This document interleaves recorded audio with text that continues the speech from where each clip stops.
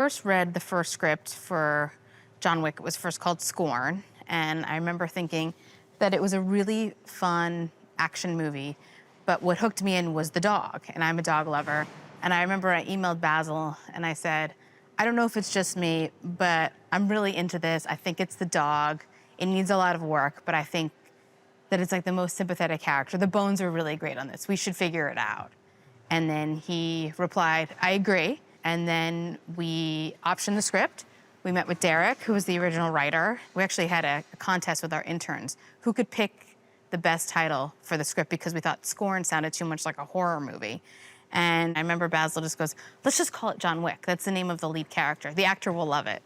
And that actor became Keanu, and we started meeting and talking about directors, and Keanu had known Chad and Dave forever. We'd been aware of them, but we never really met them. We'd never done a movie with 8711, and they came in and they blew us away with their pitch. They're taking the material, their nuance, the story ideas that they had, and so then the team was born, and we were kind of off to the races.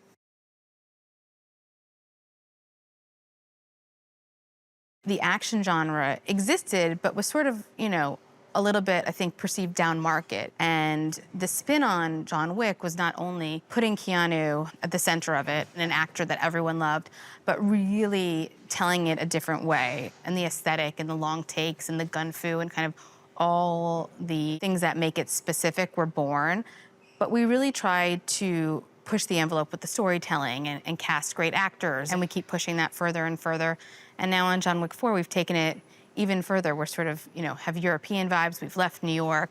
The movie is bigger. The cast is more sprawling. The movie is not just about Keanu anymore. It's a much bigger canvas. So it's been really fun to kind of watch the evolution of that.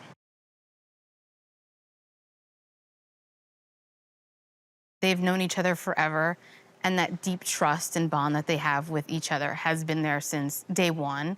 And I think that has infused itself a lot into the movies. I think that we're super lucky, and because of that bond, it's why Chad is here directing John Wick 4. I think there's very few franchises that sort of have the consistency that we have with this core team of director, star. Keanu loves this franchise so much, and both of them are producers on 4, which is new and something that they've both greatly earned.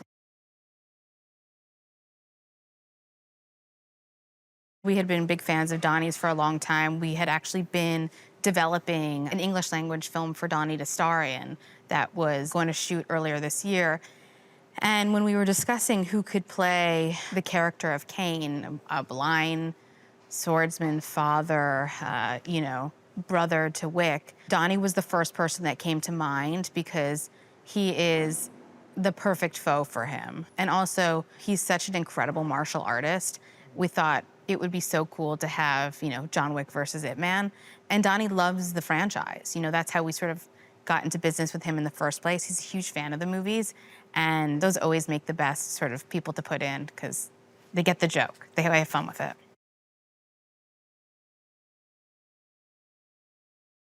We end up in Paris because John is out for vengeance and really wants to clear his name by, this duel. So one of the initial ideas when we were kind of thinking about what would be in John Wick 4 was this duel.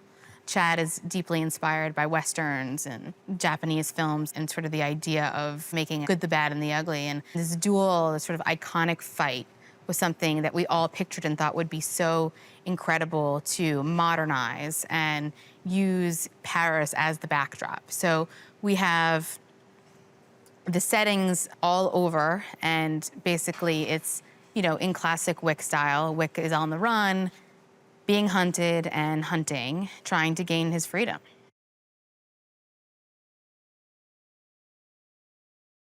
We introduced a new character called the Marquis, who is sort of an emissary of the high table, and is kind of like the quote-unquote new sheriff in town. And, John has killed the elder and gotten his ring back.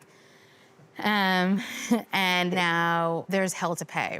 The New York Continental has been destroyed. People have died. There's really nothing left for him. So he is out to destroy the Marquis, played by Bill Skarsgård. And he is here to kill him and destroy everything in its path. And within that, he will be free.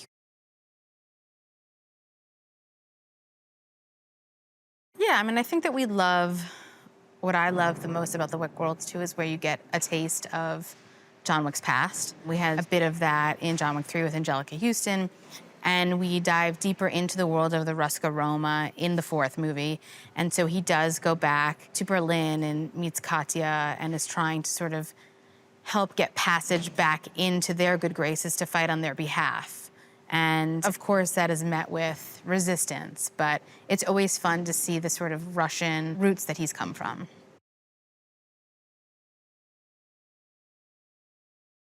The sets are incredible. They're big. Everything is huge. We recreated Osaka, Japan on the backlot of Babelsberg. There's bamboo forests, there's shrines, there's water sets, there's dog action, geishas. There's everything in this movie. So I think in a world where people have not been to the movies in a long time, we're really, really pushing for this massive theatrical feeling when you watch John Wick 4. So it's a big movie. We want it to feel big, lots of scale, lots of scope. So not only are the sets incredible, but we're pushing for really iconic locations in Paris, like the Arc de Triomphe and the Louvre, and we really want it to be spectacular.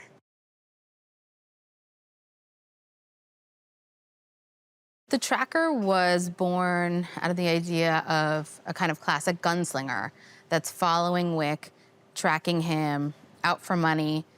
We also wanted to use the dogs again because we love them so much and wanted to figure out how to push what they could do even further, not only with the stunts, but how they could seamlessly fit into the story. So we love this idea of a character that was literally tracking him and could smell him, and was also doing it to raise the bounty and basically just for cash. And he is kind of the mirror of John Wick in a way where he wants to get out. I think he sees what John Wick has become and what Kane has become, and he doesn't want a part of that. So it's really about him kind of getting in, getting out, getting the paycheck, and heading for the hills.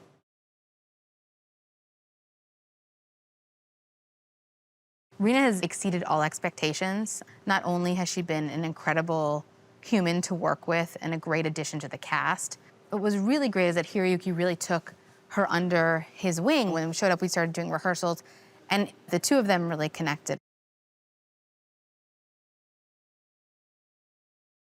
They're gonna love the action. In this one, there's some incredible car action that is unlike anything we've ever seen. I think they'll love the nunchucks. I think that they'll be surprised at the Scott Adkins fat suit sequence. I think that the visuals are just gonna be incredible. I mean, every day we push it further and further with the sets and the lighting. You know, the entire movie takes place at night, so it's really sexy. And the fighting is incredible, like always. And I think people expect that from us. There's a lot. We haven't even finished shooting yet, so we'll come up with even more stuff.